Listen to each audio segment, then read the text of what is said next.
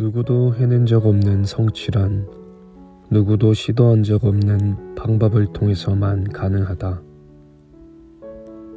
프랜시스 베이컨. 창은 혼을 노력과 근성으로 치환하는 과정이다. 창은 매일 새로워지는 일이다. 창은 익숙한 것과의 싸움이다.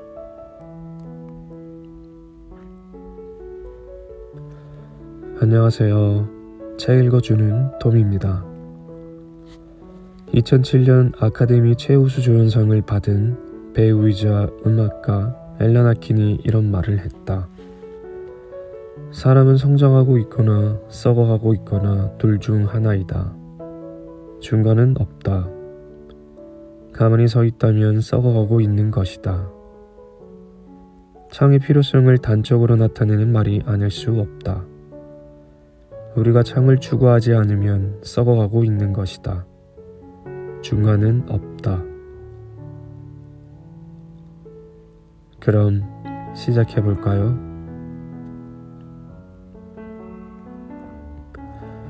꿈은 공짜로 이루어지지 않는다. 창은 혼을 노력과 근성으로 치환하는 것이다. 그래서 수확을 하는 것이다. 혼이 씨앗을 뿌렸다면 창은 밭을 갈고 물을 주고 가꿔서 수확하는 일이다. 뿌려진 씨앗이 스스로 자랄 리 만무하다. 잡초를 솎아내고 비료로 영양분을 공급하는 끊임없는 보살핌이 있어야 한다. 꿈은 공짜로 얻어지지 않는다. 창은 날마다 새로워지려는 노력이기도 하다. 우리가 혼을 세우고 그 씨앗으로부터 결실을 맺는데 성공했다고 하자. 그렇다면 그것으로 끝일까? 아니다. 결실을 지속하려면 우리는 늘 변하지 않으면 안 된다. 최고의 경지에 도달하는 길은 오직 혼에 있음을 보여주는 이야기다. 이루고자 하는 마음, 달성하고자 하는 의지가 삶의 나침반이 되고 길잡이가 되어 그 누구도 쉽게 따라할 수 없는 창을 만들어내는 것이다. 창이 탄생할 때까지 숱한 좌절과 실패에도 포기하지 않게 만드는 힘이 혼이다. 혼은 지지대 삼으면 쉼없는 노력이 가능하고 그 노력이 결국 창을 꽃피운다. 100-1이 0인 이유. 작은 창조와 큰 창조의 차이는 어디에서 비롯될까? 바로 디테일이다. 뭔가 크게 이룬 사람들의 또 다른 공통점은 디테일에 충실하다는 것이다. 100가지를 다 잘했어도 한 가지를 잘 못하면 허사라는 것이다. 그렇다면 디테일이란 과연 무엇일까? 디테일은 어떤 일의 중심이나 기초가 되는 부분이라고 정의한다. 책상 위에 있는 연필꽂이로 예를 들면 색깔이나 모양, 재료가 다 디테일에 속한다. 물건을 만들 때 반드시 신경을 써야 하는 핵심 부분인 것이다. 하지만 이 제품을 어떤 종이로 싸서 무슨 박스에 넣느냐는 것은 간단한 잔일에 해당한다고 볼 수 있다. 핵심 제품에 영향을 주는 것이 아니기 때문이다. 물론 아주 귀중한 물건을 포장할 때는 포장 재료도 디테일이 될 수 있지만 말이다. 디테일을 지나치게 강조하면 창의성을 억압하지 않을까? 모든 일에는 정도가 있어요. 작고 사소한 부분까지 모두 완벽한 사람은 이 세상에 없습니다. 모든 고객을 만족시키기도 불가능하죠. 하지만 디테일은 태도에 관련된 문제입니다. 일을 잘해내고 싶은 욕구, 완벽함을 추구하는 마음이 있어야 합니다. 작고 사소한 걸 무시하면 만회할 수 없는 심각한 타격을 입을 수 있습니다. 천리둑도 작은 개미 구멍 때문에 무너집니다. 큰 성공을 거둔 사람과 작은 성공을 거둔 사람의 차이는 바로 종이 한 장 차이, 즉 디테일에 있다. 기업도 마찬가지다. 기업이 제품의 어떤 한 곳에서 디테일을 개선할 경우 소비자에게는 1%의 편리함을 증대시켜줄 뿐이더라도 시장 점유율에서는 그 1%의 편리가 몇 배의 차이를 가져올 수 있다. 이유는 간단하다. 비슷비슷한 상품의 홍수 속에서 동일한 성능이 모두 상쇄되고 나면 마지막 남은 1%의 디테일이 부각되기 때문이다. 실행력 없는 비전은 비극이다. 꿈을 이루는 데 있어 노력과 디테일은 중요하다. 하지만 모든 꿈도 비전도 이것이 없으면 결국 무용지물이다. 바로 실행이다. 이노베이터는 언제나 구름 위에다 머리를 놓고 있는 사람이 아니다. 구름 위를 둥둥 떠다니는 사람은 더더욱 아니다. 그들은 대지 위에 발을 굳건히 내딛고 있다. 좋은 아이디어를 가지고 있는 것만으로는 충분하지 않다. 행동하고 실천할 때 진정으로 이노베이션이 된다. 사진작가 척 클로스 역시 위즈덤이란 책을 통해 영감이 떠오를 때를 기다리고 있지 말라고 조언한다. 일단 실행부터 하라는 의미다. 영감은 아마추어를 위한 거예요. 작가는 작업을 하지요. 구름이 갈라지고 천둥 번개 같은 것이 내 뒤통수를 치이나 기다려서는 작업을 할 수 없어요. 가장 좋은 아이디어는 모두 작업을 하는 과정에서 나옵니다. 작업 그 자체에서 나온다는 말이죠. 작품을 만드는 과정에서 작가에게 많은 일이 일어납니다. 가만히 앉아서 위대한 창작 아이디어가 떠오르기를 기다린다면 아마 무척 오랫동안 그렇게 앉아 있어야 할 겁니다. 반대로 묵묵히 작업을 하다 보면 그 과정에서 생각도 떠오르고 일도 벌어지는 것이죠. 영감은 절대적으로 불필요하고 기만적이기도 해요. 사람들은 작업을 본격적으로 시작하기 전에 뭔가 그럴싸한 멋진 아이디어가 있어야 할 것 같다는 생각을 해요. 그러나 내 경험으로 작품은 대부분의 경우 절대 그렇게 해서는 나오지 않아요. 이렇듯 창으로 가는 길은 지난하다. 끊임없이 노력해야 하고 아주 작은 디테일까지 세심한 주의를 기울여야 하며 리스크를 감수하고라도 실행에 옮겨야 한다. 이 모든 과정들을 충실히 이행할 때 비로소 창은 우리를 성취와 성공의 길로 안내한다. 손이 진흙으로 더러워지는 것을 두려워하지 마라. 고인물은 썩는다. 썩지 않기 위해 개인과 조직 모두 항상 새로움을 추구해야 한다. 손이 진흙으로 더러워지는 것을 두려워하지 않고 진흙을 만져 새로운 무언가를 만들어내야 한다. 그렇지 않으면 개인과 조직 모두 진보하거나 발전할 수 없다. 현상 유지에 만족하는 순간 개인과 조직 모두 결국 쇠퇴의 길로 들어설 뿐이다. 이것으로 괜찮은가? 더 좋은 방법이 없을까? 늘 고민하며 날마다 조금씩 나아지기 위해 노력해야 한다. 대가들은 늘 새로워지려고 노력한 사람들이었다. 그들은 성공과 명성에 안주하지 않았다. 명성은 사람을 정체시키고 박제화할 수 있다. 더구나 지금은 영원한 위기의 시대가 아닌가. 늘 변하지 않으면 살아남기조차 어려운 시대이다. 다른 꽃의 꽃가루로 꽃을 피워라. 연결.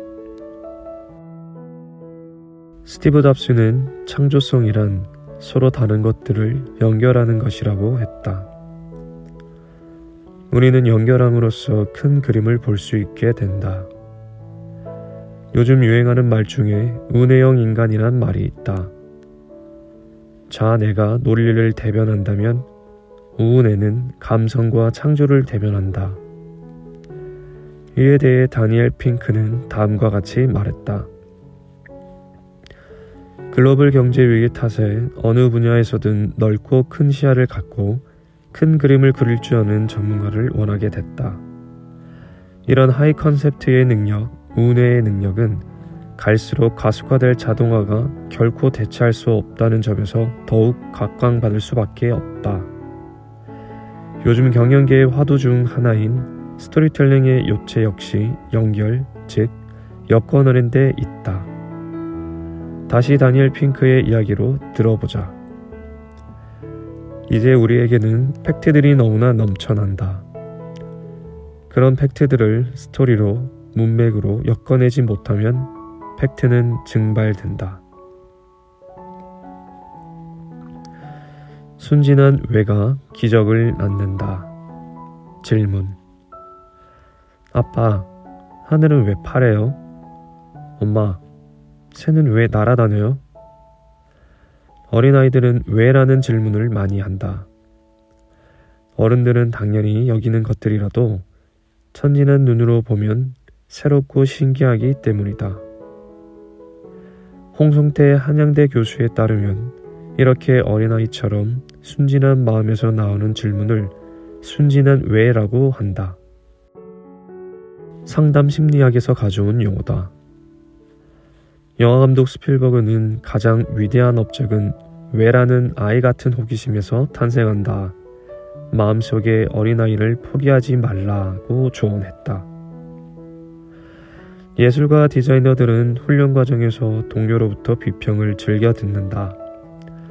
또 스스로 끊임없이 왜를 묻는다. 그에 따라 매 순간 스스로의 마음을 바꾸는 것을 서슴지 않는다. 그야말로 변신에 완전히 열려있는 것이다. 이처럼 창을 얻기 위해서는 마음이 열려 있어야 한다. 우리는 어떤 결정을 내리면 자신의 생각이 틀릴 수도 있다는 생각에 대해 개방적으로 되기 어렵다.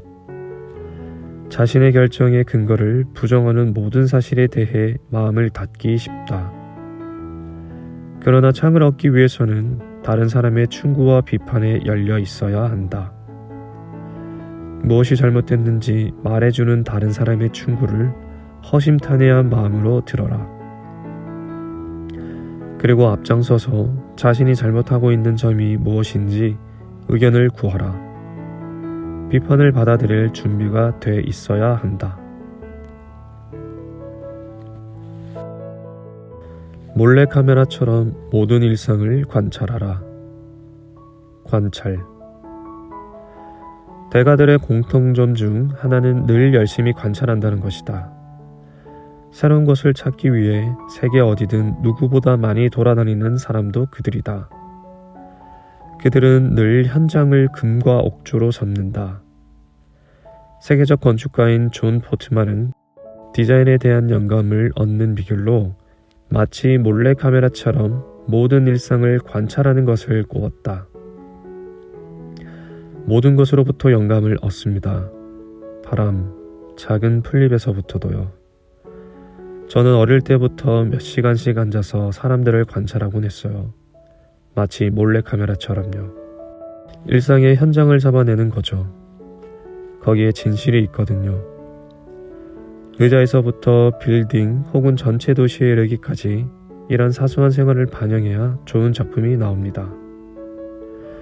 소설가 베르나르 베르베르 역시 글의 좋은 소재를 찾기 위해 뭐든지 관심을 두고 집요하게 관찰한다고 했다. 풍부하고 다양한 호기심은 타고나는 것이지만 그 이후에는 끊임없이 정보와 지식을 습득하는 노력이 필요합니다. 나는 날마다 배웁니다. 뭔가 새로운 것을 얻지 않는 날에는 시간을 잃어버렸다고 여깁니다. 이처럼 이노베이터들은 사람들의 행동을 매우 작은 디테일을 주의 깊게 유심히 그리고 꾸준하게 관찰한다. 새로운 것을 만들고 일하는 새로운 방법을 찾아내는 통찰력을 얻기 위해서이다. 프랑스의 미생물학자 루이 파스테르가 관찰의 세계에서 기회는 준비된 사람에게만 찾아온다 라고 말했듯 끝없이 관찰하고 탐구하는 사람만이 기회를 잡을 수 있음을 보여주는 사례들이다. 최대한 직접 걸어라. 실험.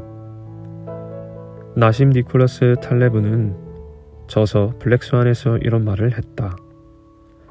검은 백조 현상에 노출될 기회를 최대한 늘리면 기대받기에 유리한 결과를 뜻밖의 얻는 행운도 늘어날 수 있다. 사회과학의 상식과는 정반대로 대부분의 발견이나 발명은 의식적으로 계획하거나 설명하지 않은 상태에서 얻어진다. 이것들이 바로 검은 백조다. 나는 마르크스나 애덤 스미스의 후예들과 견해가 다르다. 자유시장이 작동하는 것은 기술이 뛰어난 자에게 주어지는 보상 혹은 인센티브 때문이 아니라 누구든 공격적인 시행착오 끝에 행운아가 될 수 있기 때문이다. 따라서 성공의 전략은 간단하다. 최대한 직접 걸어라. 그리하여 검은 백조가 출몰할 기회를 최대한 늘려라. 자신을 색다른 경험에 노출시켜라. 네트워킹. 창의적인 사람들은 하는 일과 생각, 의견이 다른 사람들과 만나려고 노력한다. 요즘 우리나라 CEO들이 조찬 모임이나 최고 경영자 과정, 각종 세미나와 컨퍼런스 등을 통해 다양한 경험을 쌓으려고 하는 것은 매우 고무적인 일이 아닐 수 없다. 그들은 강의실에서 벗어나 할리 데이비슨 모터사이클을 타며 마니아 문화를 체험하고 서울 신사동 가로수길을 탐방하며 젊은이들이 사는 방식을 직접 느껴보기도 한다. CEO를 대상으로 한 강연의 경영과는 무관한 인문학 강의가 인기를 끌고 가수 겸 기획자 박진영 씨나 드라마 대장금을 연출한 이병은 PD 등 전혀 다른 분야의 전문가가 강연을 한다. 책상머리에만 앉아있지 말고 새로운 경험을 향해 의도적으로 크고 작은 여행을 떠나보자. 다양한 사람들과의 네트워크를 구축하는데 시간과 에너지를 쏟으라. 이것은 이노베이터들에게 전혀 다른 시각을 선물해 준다. 현실에 안주하는 순간 창은 시들고 만다. 미국 속담에 이런 말이 있다. 평소 알고 있던 악마가 낫다. 그만큼 사람들에게 변화를 싫어하는 보수적 본성이 있다는 뜻이다. 설사 지금 처해 있는 상황이 썩 만족스럽지 않더라도 새로운 상황으로 이동하는 것을 더 싫어한다는 뜻이다. 이런 성향의 사람들 그리고 조직이 변화하는 것을 막는다. 미국 코넬대에서 재미있는 실험을 한 적이 있다. 삶은 개구리 증후군 실험으로 불리는데 먼저 물이 담긴 비커에 개구리를 넣는다. 그리고 물의 온도를 서서히 높인다. 아주 느린 속도로 서서히 가열하기 때문에 개구리는 자기가 삶아지고 있다는 것도 모른다. 견딜 수 없는 온도에까지 이르렀는데도 개구리는 아무런 변화를 못 느낀다. 결국 개구리는 한번 뛰어올라 보지도 못한 채 기분 좋게 잠을 자면서 죽어가게 된다. 변화에 대한 둔감증이 죽음을 가져온 것이다. 변화를 싫어하는 것은 기업도 마찬가지이다. 게리 해밀 교수와의 인터뷰에서 이런 이야기를 들은 적이 있다. 요즘 기업들은 서비스 혁신, 제품 혁신을 외쳐대지만 주기적으로 혁신적인 아이디어를 내놓는다는 것은 말처럼 쉽지가 않습니다. 왜 그런 줄 아십니까? 바로 기업의 경영 구조 자체가 혁신을 생산하도록 설계된 것이 아니라 같은 일을 반복하도록 설계되어 있기 때문입니다. 기업의 혁신을 가르치는 일은 개에게 두 발로 걸어 다니도록 훈련을 시키는 과정과 비슷합니다. 조련사가 먹이를 이용해 열심히 개에게 발로 서는 법을 가르쳤다고 칩시다. 하지만 조련사가 뒤돌아서는 순간부터 개는 다시 네 발로 앉습니다.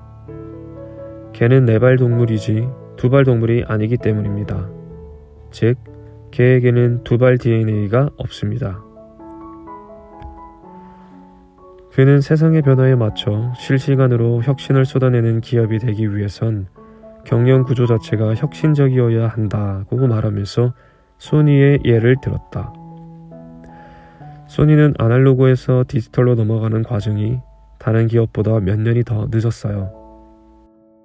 의사결정을 하는 소니의 최상층 경영진이 거의 대부분 50대 이상의 아날로그 세대였기 때문이죠. 그들의 생애는 아날로그이고 하드웨어였죠. 어쩔 수 없어요. 블루치즈에 푸른 곰팡이가 박혀있는 것처럼 옛날 조직은 과거의 유물이 온통 마블링돼 있어요. 디지털과 소프트웨어를 이해하기 힘들죠.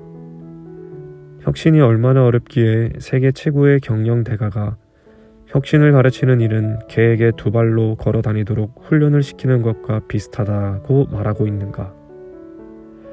그 원인에 여러 가지가 있겠지만 대표적으로는 인간의 타고난 속성인 타성을 꼽을 수 있다.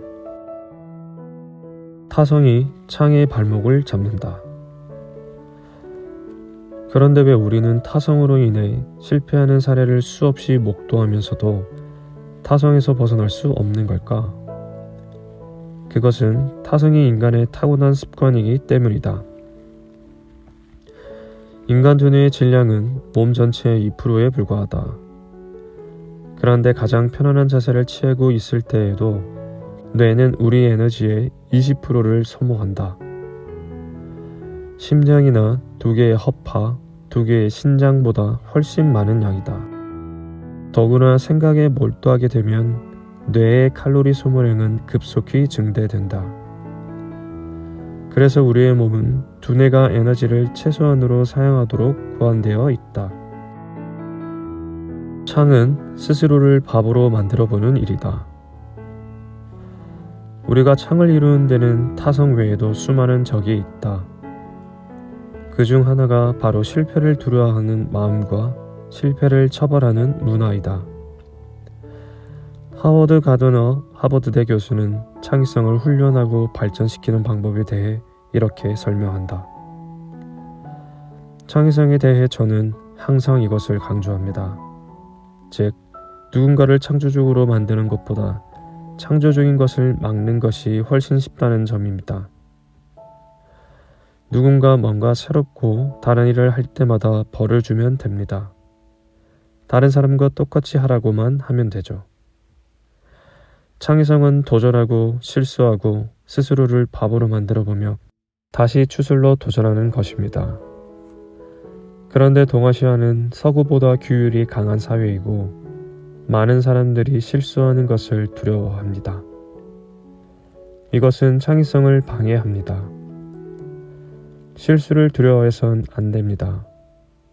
중요한 것은 똑같은 실수를 되풀이해서는 안 되고 늘 새로운 실수를 해야 한다는 것입니다. 이지훈의 혼창동. 당신은 이 셋을 가졌는가? 읽어드렸습니다. 마음에 들어오는 문장이 있다면 반복해서 듣는 것도 좋을 것 같습니다. 오늘도 함께 해주셔서 감사합니다.